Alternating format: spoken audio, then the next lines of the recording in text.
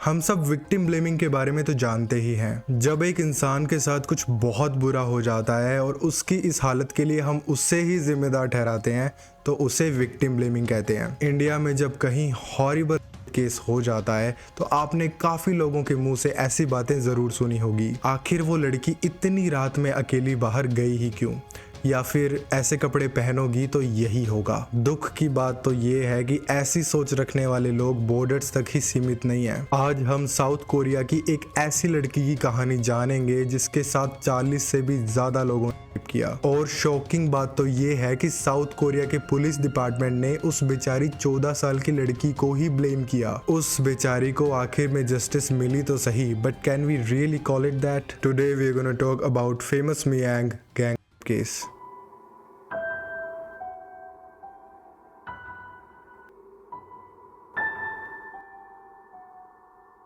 चोए एक 14 साल की लड़की थी जो ओल्सन सिटी साउथ कोरिया में रहती थी। उसके घर का माहौल बिल्कुल भी अच्छा नहीं था। चोए की मॉम तो काफी समय पहले ही घर छोड़कर भाग गई थी और वजह थी चोए के फादर जो कि एक अब्यूसिव अल्कोहलिक थे। तो पेरेंट्स के नाम पर चोए की जिंदगी में सिर्फ एक अब्यूसिव अल्कोहलिक फादर था जो उसे बहुत मारता था। 2003 को चोए ने एक रॉन्ग नंबर डायल किया और दूसरे एंड पर एक हाई स्कूल का लड़का था जिसका नाम था पार्क। चोए और पार्क की बातें होना शुरू हो गई। काफी महीनों तक वो कॉल्स एंड टेक्स्ट पर काफी सारी बातें करते रहे। जब आप इतने लंबे समय तक किसी से बातें करते हो तो जाहिर सी बात है आप दोनों में एक बहुत ही अच्छा खासा ट्रस्ट बिल्डअप हो जाता है। चोए को भी अब उस लड़के पर इतना ट्रस्ट हो गया था कि जब उस लड़के ने चोए को मिलने के लिए बुलाया तो चोए ने हाँ कह दी और इस एक डिसीजन ने चोए की जिंदगी बर्बाद कर दी।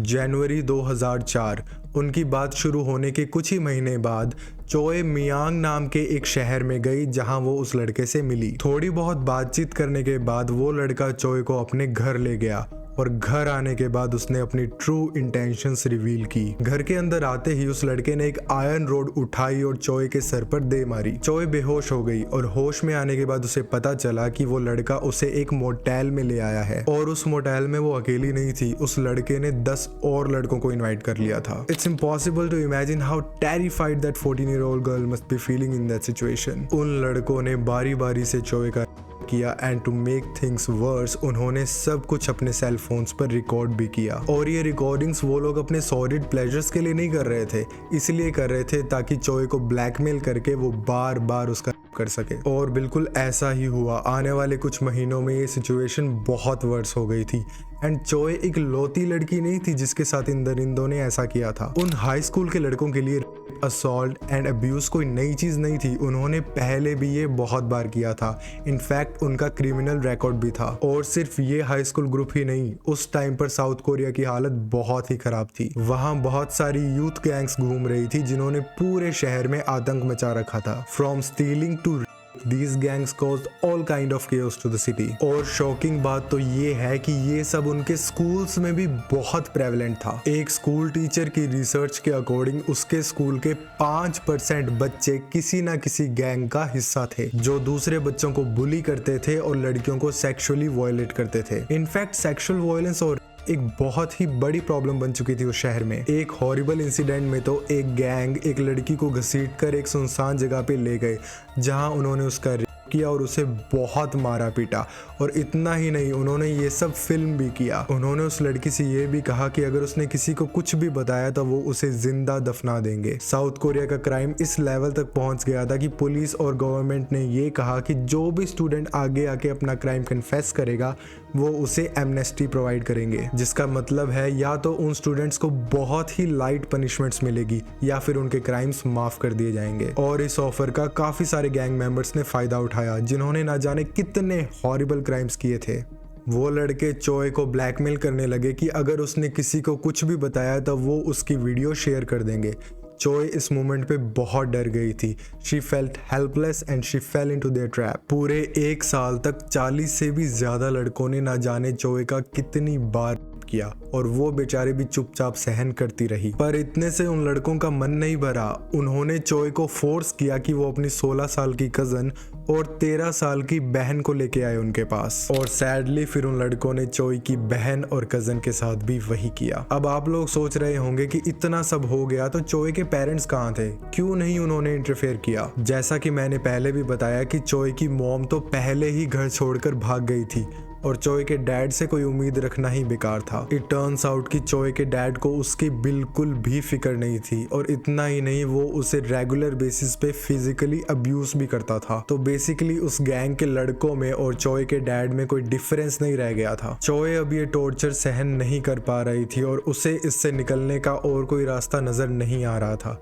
तो उसने फैसला लिया कि वो ये टॉर्चर खत्म कर देगी अपनी जिंदगी के साथ। चोय ने बहुत सारी स्लीपिंग पिल्स कंज्यूम कर ली और अपने मरने का इंतजार करने लगी, बट लकीली उसे किसी ने देख लिया और उसे हॉस्पिटल ले गए रिकवरी के लिए। अगर उस दिन उसे हॉस्पिटल ना ले जाया जाता तो शायद चोय की कहानी कभी बाहर ही नहीं आती। डॉक्टर्स ने उसे ट्रीट करते वक्त उसकी बॉडी पर स्कार्स एंड इंजरीज नोटिस किए और उन्हें एग्जामिन करने के बाद उन्हें पता चला कि चोय के साथ क्या क्या हुआ है। डॉक्टर्स ने चोय की फैमिली को कांटेक्ट किया और जब चोय की आंट को ये सब पता चला तो 25 दिसंबर 2004 को उन्होंने पुलिस को इन्फॉर्म कर दिया। पुलिस ने अपनी इन्वेस्टिगेशन शुरू कर दी और उन्हें पता चला कि उन लड़कों ने चोय के अलावा 5 और लड़कियों के साथ भी ऐसा ही किया था। पुलिस के पास उन लड़कों की सारी इंफॉर्मेशन थी और उनके खिलाफ अच्छा खासा एविडेंस भी था। इस पॉइंट पर उन लड़कों को अरेस्ट करके अच्छी खासी पनिशमेंट मिल जानी चाहिए थी और चोय की सफरिंग यहाँ पर खत्म हो जानी चाहिए थी। पर वहाँ की पुलिस ने जो किया वो इतना शॉकिंग था कि आप सब लोग गुस्से से भर जाओगे। साउथ कोरिया के उन ऑफिसर्स ने चोय और बाकी लड़कियों को कहा कि तुम्हारे साथ जो कुछ भी हुआ है उसमें पूरी गलती तुम्हारी है। तुम सब बार बार उन लड़कों के पास जाती थी क्योंकि तुम्हें वो सब अच्छा लगता था। और ऑफिसर्स ने उन्हें ये कहा कि उन्होंने ऐसी हरकतें करके उनके शहर की रेपुटेशन खराब कर दी। It's so bizarre to even imagine कि जिस पुलिस फोर्स का काम लोगों को प्रोटेक्ट करना है वो रेप को ही डिफेंड करके विक्टिम्स को ब्लेम करेंगे। It's beyond me. अरे विक्टिम ब्लेमिंग तो छोड़ो, उन ऑफिसर्स ने उन लड़कियों की आइडेंटिटीज छुपाने की भी बिल्कुल कोशिश नहीं की। इन्वेस्टिगेशन के टाइम पुलिस वाले उन लड़कियों को गैंग मेंबर से भरे हुए रूम्स में ले जाते उन लड़कों को आइडेंटिफाई करने के लिए, और उन रूम्स में कोई 2-वे मिरर नहीं था।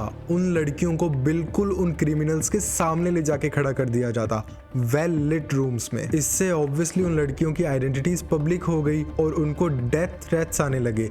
एक लड़की को तो इतनी धमकियां आई कि उसे स्कूल ही क्विट करना पड़ गया।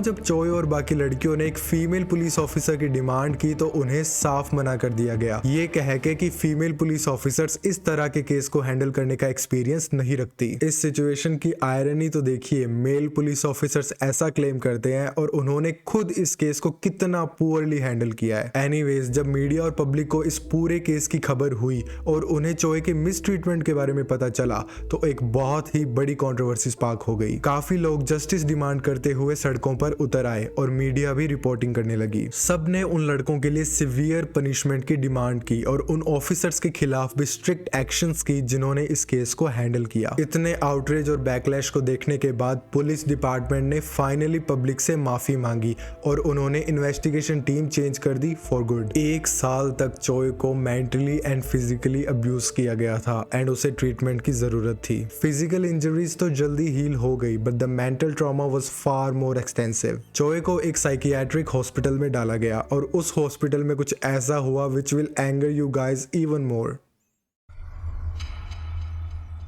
चोय के अल्कोहलिक फादर उस साइकियाट्रिक वार्ड में उससे मिलने आए एंड गेट दिस, वो साथ में उन लड़कों के पेरेंट्स को भी लाए। जी हाँ, वो उन के पेरेंट्स को हॉस्पिटल में ले आए ताकि वो चोय को कन्विंस कर सके कि वो 50 मिलियन वोन लेके वो केस सेटल कर ले। और इतना ही नहीं, उन लोगों ने चोय को एक स्टेटमेंट पे साइन करने के लिए फोर्स भी किया था जिसमें लिखा था कि वो चाहती है कि उन लड़कों की पनिशमेंट में लीनियंसी हो। ऑफ कोर्स चोय के फादर ने ये सब पैसों के लिए किया था और उन्हें अपनी बेटी के लिए बिल्कुल भी सिंपैथी नहीं थी। उल्टा वो तो पुलिस और उन लड़कों के पेरेंट्स की तरह अपनी बेटी को ही ब्लेम कर रहे थे। इतना सब होने के बाद भी चोय पॉजिटिव रही और उसने अपनी जिंदगी को दोबारा ट्रैक पर लाने के लिए एक स्कूल ज्वाइन कर लिया, पर वो भी इतना आसान नहीं था। जो साउथ कोरिया की पब्लिक थी वो विक्टिम्स के लिए बहुत इनसेंसिटिव थी and victim blaming was also very common. चोए को बहुत मुश्किल से एक स्कूल ने एक्सेप्ट किया और एडमिशन के बाद उन लड़कों के पेरेंट्स कॉन्टिन्यूसली चोए को हरास करते रहे। जहां तक बात कोर्ट हियरिंग की है तो वहां ज्यादातर लड़कों को तो जुवेनाइल कोर्ट में ही भेज दिया गया था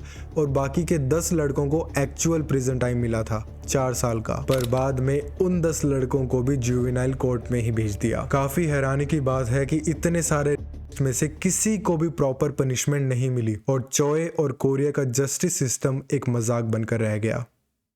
वीडियो के एंड तक बने रहने के लिए बहुत बहुत शुक्रिया। हम 10,000 सब्सक्राइबर से बस थोड़ा सा दूर हैं, तो प्लीज इस वीडियो को सब्सक्राइब जरूर कर देना एंड मैं आपसे मिलता हूँ अगली बार एक नई वीडियो के साथ।